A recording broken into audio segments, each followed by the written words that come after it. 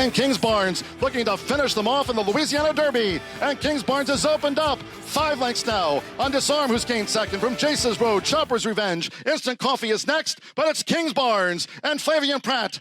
Kingsbarns undefeated, 3 for 3. Kingsbarns won by 4 from Disarm. And here they come to the top of the home stretch in a grade 3 Jeff Ruby Stakes. And up to the outside, 2 Phils sweeping up and after the lead. Major Dude from between horses. That's all for Fantastic again. 1 furlong to go. And the son of Hard Spun, 2 Phils is opening up here. What a performance. An impassioned run by 2 Phils, who's drawing away with authority. 2 Phils. Brilliant, taking the Jeff Ruby Stakes, a prime performance. He won by over a half a dozen. In just a half a dozen Saturdays from now, he has a date to run for the roses. Derma Sotagake under a hand ride here. Coming down to the 8th pole in control. Dura Arede is second. Then comes Continuar in third. But it is Derma Sotagake and a confident Christophe Lemaire pouring it on late. Derma Sotagake, an impressive winner of the UAE Derby, winning it easily here by 5 or 6 lengths under the wire. Henry Q under siege, low expectations, fighting along the outside, and Wild on Ice is forging a big run.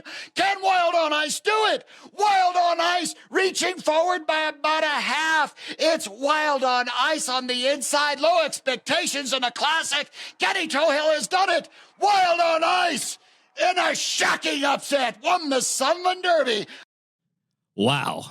Welcome to Inside the Kentucky Derby, as we are in Derby mode full-time 24/7 here at Churchill Downs, and pleased to have you joining us. A massive weekend, as you just heard, and I hope to have as much energy as Eric Alwayne did yesterday in the Sunland Derby call. Kevin Kirstein, Darren Rogers here with you once again, of course, inside the Kentucky Derby. We're getting through the Derby fever mode with our friends from Woodford Reserve. I love a good Woodford on the rocks, and Woodford Reserve, you can taste those 200 flavor notes in every sip this time of the year. Darren, of course, enjoy responsibly. What a weekend. It was. Wow. 6 weeks out and a lot of action. Some cases we were right. Some cases we were wrong. And we're here to point out both. Yeah, right. Both of the above. Yeah. Gosh, it was something. It's funny trying to look back on the weekend picture overall of, now where do we stand with this Kentucky Derby picture from the top down?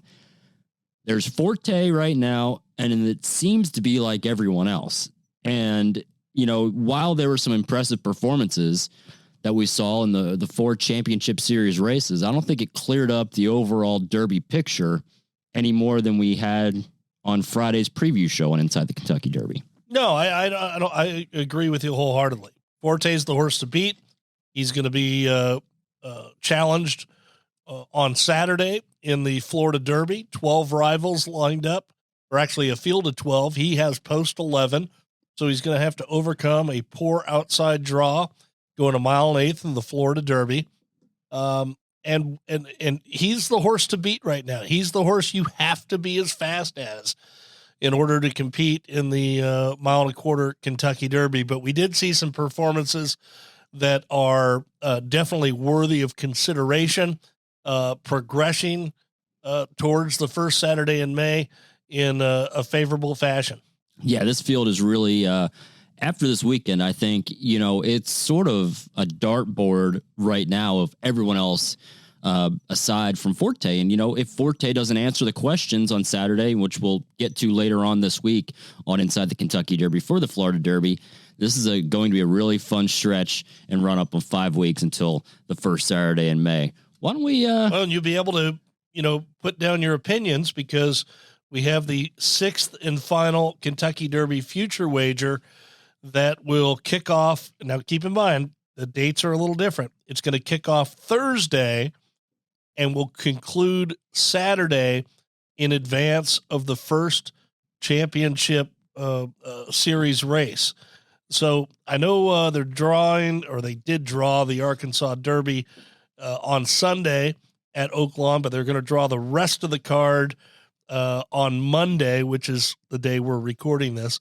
Don't know what race number it'll be or the post time, but I would guess that the future wager will probably close Saturday, maybe sometime between 5 and 6 o'clock. Yeah, that'll be the witching hour, and so it'll be another field. But a true future wager, yes. like before the races are run. Right, which I think is important because, you can see the Florida Derby and say, you're wagering on Forte, who's probably going to be 5-2, 3-1, somewhere in that range. And he goes and wins the Florida Derby by 20. Who knows what that could do to his odds, or vice versa if he loses the Florida Derby. Runs up the track. Right. So that's the gamble that you are going to have to take. And so it'll be a fun field for the future wager. 39 individual interest plus number 40 for all others.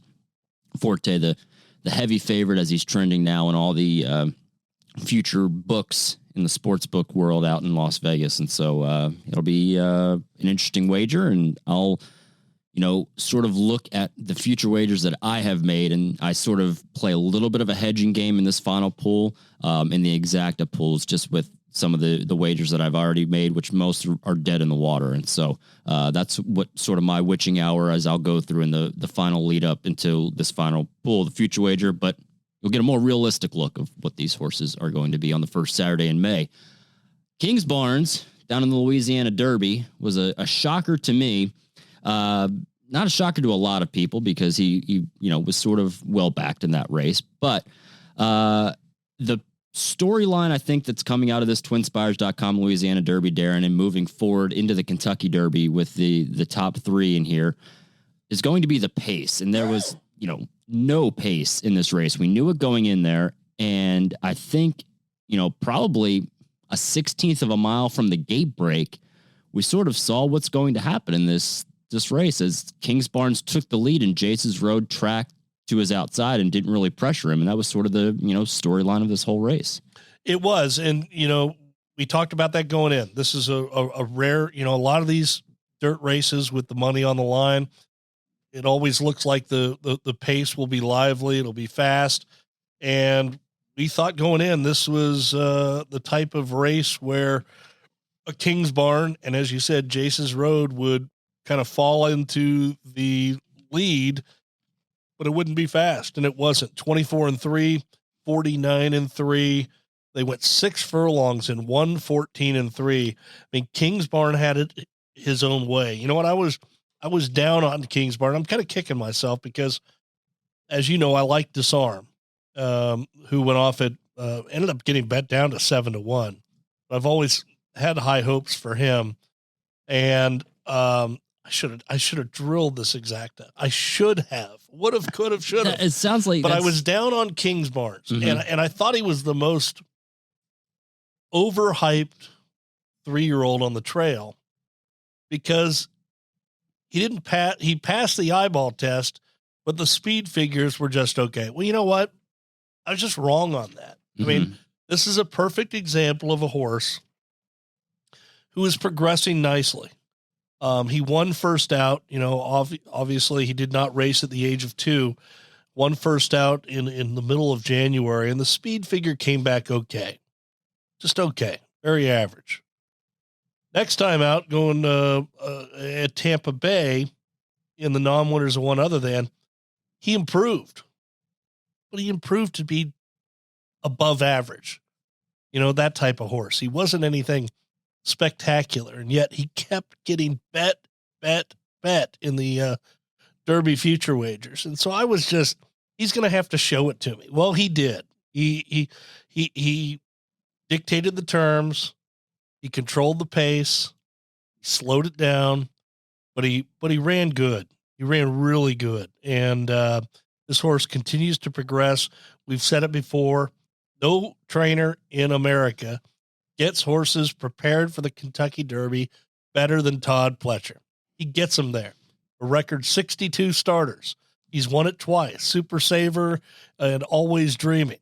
And, not only does he have the big favorite Forte, but he's got Tappet Trice, got Kings Barnes now, and he's loaded for barrel. And who knows, he may throw in another one or two before it's all said and done. Yeah, I think the impressive thing from Kings Barnes is, he doesn't have to have the lead, and he showed how well he can rate on the lead. He can be behind horses, and that, showed a lot of maturity of what he was able to do in that Louisiana Derby, is to, not have to have that certain target in front of him. Was able to take Flavien Prat to the lead and just rate and back down the fraction on this field, and would still have that closing kick for turning for home. And this is where, for me, I'm just, it's a kick. I'm kicking myself because you know what? He never gave me the jaw dropping type, look. And yet here is a horse that's just done everything right. He's done everything you've asked. And this is kind of what we talk about with the progressing 3-year-olds. He's gotten better as the distances get longer. He's gotten faster as the distances get longer. He's progressing very nicely and will be a definite contender on the first Saturday in May. Now, how about the runner-up Disarm? Yeah, I was going to say, we don't talk about, what went on over the weekend in our offices that are, a mere 2 feet apart from one another. And I think I mentioned, I was like, oh man, Disarm was impressive. And I'm like, oh, well, let's save that for the show. And That's right. And he really was. I mean, and why was he impressive? He was impressive because he raced in mid-pack in a paceless race and really was the only horse in that field of 12 that kind of made up some ground. I mean, for the most part, the entire rest of the race, was a merry-go-round. Sun Thunder was at a disadvantage, rounding out the to finish 5th. He's closing into a paceless race. Instant Coffee had no pace. I mean, that's the one. That's why I'm kicking myself as a horse player. The lamenting. I was against Instant Coffee coming off the break. Who was bet down to what, 6-5? Yeah, he got hammered. 3-2. He was a heavy favorite in there. In a race where you knew he was going to be back. We questioned the pace. I should have hit the exact. Right? I should have hit it. But anyway, Disarm and Sun Thunder, even though Sun Thunder was well back, I thought those two ran credible races for 2nd and 5th, respectively. I'll go one step further on my opinion on Disarm after this race. If you were to ask me today, my top 10 for the Kentucky Derby, which I don't do because I'm not an expert, I'll let our experts do that. But if you were to ask me, well, what's the point of, there's no point, but whatever, that's an aside. What's the point of a top 10? It's Forte yeah, and Disarm for me. I was so impressed by him and looking forward to what he can do in the 6 weeks leading up to the first Saturday in May. And you look back on what he's done and Steve Asmussen has done so far with this horse, who's behind the 8 ball, right? He ran in June at Churchill, ran in August at Saratoga, and then he was off until February 19th at Oakland, where he only ran 1 mile. And that race was a paceless race. It was a slow pace. 2 Eagles River walked the dog on the lead in that race. Yeah, and no one is beating Chris Hartman right now at Oakland. And so he ran 2nd to Chris Hartman, not 2nd to 2 Eagles River. Anyway, and then he goes 1 mile and 3/16 off a 1 mile first off the layoff return. Now he has 6 weeks until the Kentucky Derby. And, he's going to get a ton of fitness from going that 1 mile and 3/16. And now he's going to get even more fitness in the probably 4 works that he'll have into the Kentucky Derby. I think he is on the upwards trajectory into the Derby. He's very exciting to me. And even though he didn't win, horses don't always have to win to be the ones that you can bet as a gambler. And so I'm really looking forward to him in this lead up to the Derby because I think he is on the up and up. Well, you know what a big fan I am, and he's right there for me as well. Yeah, so that was sort of what we saw in the Louisiana Derby. That was run about 20 minutes following the Jeff Ruby Stakes, which was dominated by 2 fills. He looked loaded for bear at the top of the lane and really drew off late with Jareth Loveberry in the irons. How about 3 weeks ago, Darren? Jareth fractured a bone in his fibula. It was a hairline fracture in the gate at Fairgrounds. He's off his mounts for, 2.5 weeks. Larry Ravelli's getting phone calls from jocks agents throughout the country wanting to ride this horse.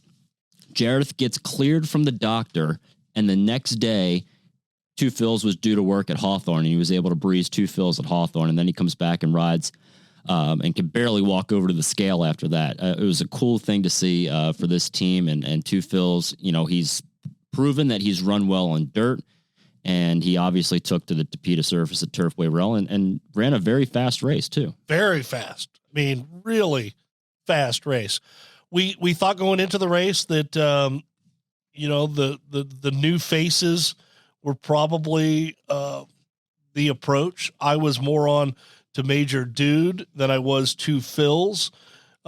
We did learn that Funtastic Again, who led and dictated the pace, was the king of the winter at Turfway, edging Wadsworth for third. But Two Phils, he's been such a fun horse. I mean, to make $683,000, the horse is not a one-trick pony. I mean, this is not like a horse that, was fluky by winning the Jeff Ruby. He was good competitive races down at Fairgrounds in the winter. Also won the Street Sense at Churchill. So he's, he has a win over the track. This is a horse that's going to enjoy and be a big price come Derby Day. I mean, he'll be a monster price that, is always finding a way to be around. Yeah, and Larry Ravelli said he's doing the rain dance, as we saw when the Street Sense was so washed out that day in a sloppy surface, and so he's can definitely take over to the sloppy surface, as we saw. And so Ravelli said he's doing the rain dance. He, it's a interesting storyline behind this horse. Part owner wanted to sell the horse as before he started, and so he said, let's get his maiden broke and we'll sell him. Ended up selling part of him to Ravelli's other owner, and now they both stuck in, and they're heading to the Kentucky Derby for the first time. And Major Dude, the runner-up, I would, Spendthrift Farms' Ned Toffee has suggested that a return to the turf is probably the plan for Major Dude. So I would expect him more in the American turf on Derby Day than I would the Kentucky Derby itself. Yeah, absolutely. And so we'll have to see how things shake out, but that was the plan from Ned Toffee of Spendthrift. And I think the horse is, it left Turfway, and I think he's on his way to Florida and then would come back with the rest of the Pletcher string. Todd's planning on having a full barn once again here at Churchill Downs for the spring meet. It'll be good to see the Pletcher camp here well represented. How about over in Maidan earlier Saturday morning, Darren, where Japan ruled the world? They're ruling the world right now in the horse racing aspect, and Derma Sotagake, just as impressive as could be on the lead there, won by 5.25 lengths or 5.5 lengths under Christophe Lemaire, and planning on punching that ticket to come over here for the Kentucky Derby. We're talking about all these, contenders in North America, but really Japan is winning everywhere. 1, 2, 3, 4 in the UAE Derby with Dur Arede second, Continuar third, Perrier was fourth, and Derma Sotagake was awesome. I mean, that was about as fast as a prep race as you'll see. 1:55.4 for 1 mile and 3/16 is nothing to sneeze at. I mean, that is a very fast time, comparable to, I believe the stakes record is Mendelssohn, who was, no slouch. And then in comparison to the Louisiana Derby, they went 1:57.1 in the Louisiana Derby. Yeah, so I mean, Derma Sotagake was awesome, and he's coming. Now, the runner-up, Dura Arede, we expect him to pass on coming over here. And then Continuar, who finished third, is going to accept an invitation in all likeliness to represent the leader of the Japan road to the Kentucky Derby series. It's to the top point earners, top 4 or 5, whatever it is. Well, Derma Sotagake gets in the natural way, and Continuar is going to accept an invitation in all likeliness. So Japan's going to be represented. And don't forget, we have the horse out in California Mandarin Hero, who's going to attempt to qualify in the Santa Anita Derby. So they invaded Dubai, Japan did, and successfully raided the big money over there. Don't be surprised if they look to do the same on Derby weekend at Churchill Downs. Yeah, and to all the haters of the UAE Derby of how it hasn't produced anything for the Kentucky Derby, I think this is a different picture that we're seeing. Well, I've said that for years. I remember back, it was mine that Birds year. Mm-hmm. I was a fan of, Desert Party. Desert Party was kind of my Derby horse that year. And I'm a big believer that a good horse can come from anywhere. I know the statistics with the UAE Derby don't prove it out. What are they, 0 for 18 now? Yeah, I think they've only run 5th, maybe. I don't even think they got 5th. I think it might be like an 8th place finish by Mendelssohn. I think might have been your best bet, but nobody's hit the top 3. Horses from all parts of the world are able to travel to other countries and compete and get the money. There's no reason that shouldn't be the case coming to America. Now, the Derby is always different. I mean, you have American speed. It's American dirt racing on the home field. It's a lot different than turf racing, but I truly believe a good horse can come from anywhere, and Derma Sotogake might be that good horse. I mean, look, what other preps have you been more impressed by? Yeah, there really isn't any. Right? Forte was awesome. Yeah. Other horses have been all right. They've done their job. Some have run faster, but they've, if you're looking at the eyeball test, they've been fine. Derma Sotogake was fast and was dominant and was very exciting breaking from the rail and just took it to him. Yeah, he's I agree, and I can't wait to see him and how he progresses here. It's always interesting to see for me as, we see the horses that come from international for the Kentucky Derby and, how do they take to this surface here at Churchill and how do they handle shipping across the country? Well, this horse already shipped from Japan to Saudi Arabia to Maidan, so we know he can ship already. Mm-hmm. And so I don't expect to see any issues shipping over here to the United States. Yeah, and I would imagine they're going to firm up those travel plans. They would arrive maybe here in America. Both the Japanese horses would arrive here in maybe a week's time or so. And we have the new quarantine facility at Churchill Downs in the barn area. So I would expect news at some point this week. Yeah, that'll be really exciting. And then, we capped off the action this weekend on Sunday where Wild on Ice pulled a wild upset in the Sunland Park Derby, giving 60-year-old Kenny Tohill his first graded stakes victory, which was cool to see. That's sort of what the Sunland Derby really is all about, that, the local horse, the local trainer. I had to read that right. When I saw Ken Tohill's name, look, when I grew up in Southern California and, followed the racing out there, and you obviously, paid attention to what was going on up north at the now defunct Bay Meadows and also at Golden Gate. And Ken Tohill was a factor back in the day, up there in the Northern California standings. And surely maybe it's his son. Yeah. No, it's Ken. It's Ken Tohill, yeah. Still around all these years. And that was, look, I didn't think much of the race going in from a quality standpoint. I don't think much of it coming out.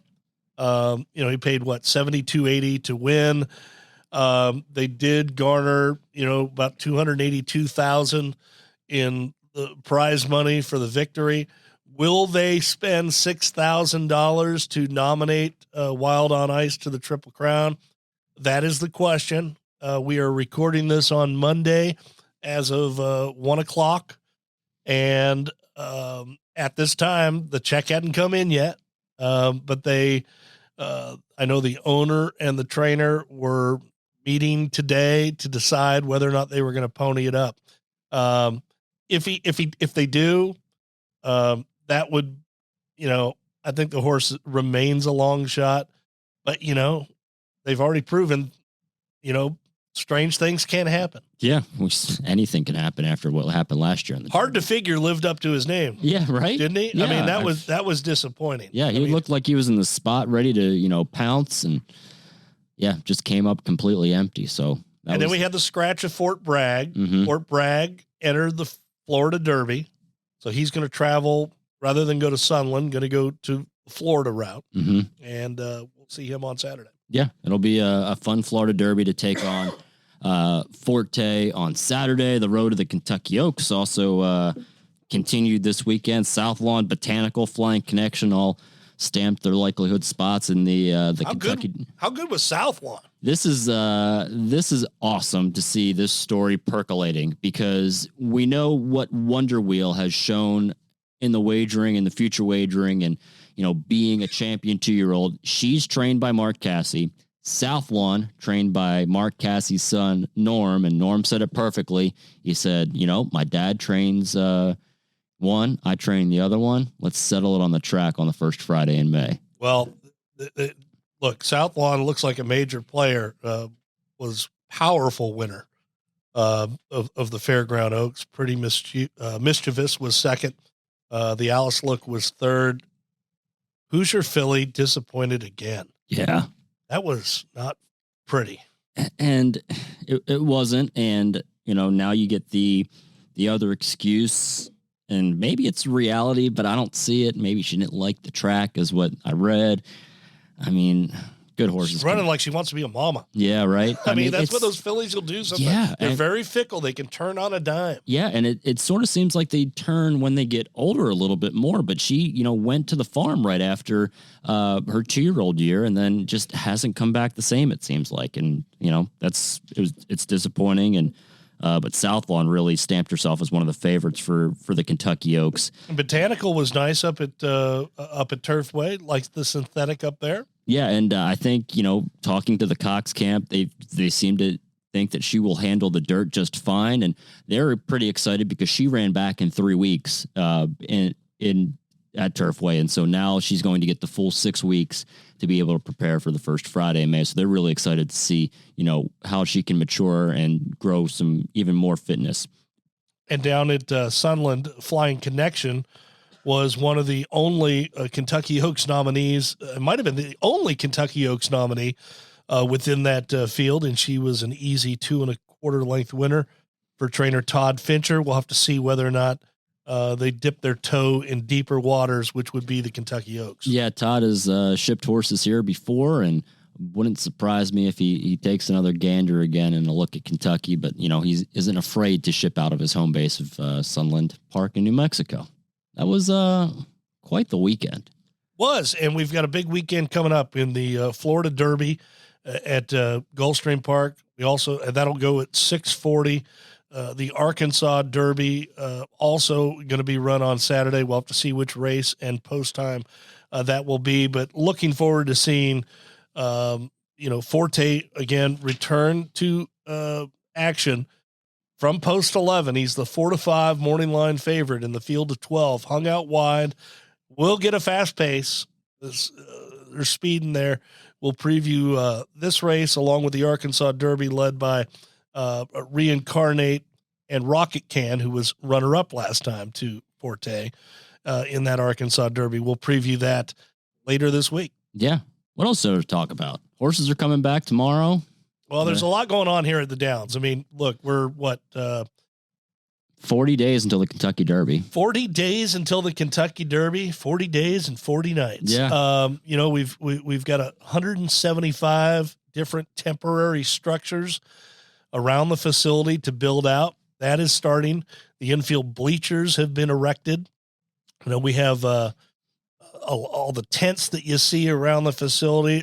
That tenting is being shipped down, I think, from Chicago, and will start to be built up around here. The walking ring and the paddock, they're still finishing that off. They're going to be laying down the asphalt. I think half of the asphalt is down. The other half is coming around. The new racing office has been cleared and open for business. Yeah, it's really quiet now in the parlay. They are. They were temporarily housed in the media center for like the last 6 months or so. And so we have our space back. We're going to start getting ready. Credential links are still coming out. So if you're a member of the media and you're listening, stay tuned. They'll be in your inbox momentarily. Our photo bibs arrive for the photographers. How about that? And so there's a lot going on around here, and we're juggling, loving the racing action, and getting the operation ready to host 300,000 guests over the course of Derby week. Yeah, and as soon as the sign of horses coming back on Tuesday, it's sort of reality. Got the word of who's leaving Fairgrounds the earliest tonight, and it's going to be a race between Greg Foley and Norm Cassie for the first horses. That's right. On Tuesday the track. Morning will be the first day the stable area reopens.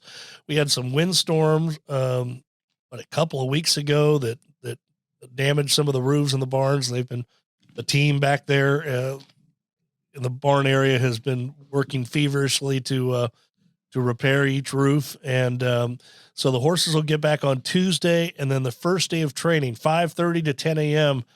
will start Thursday. Yeah.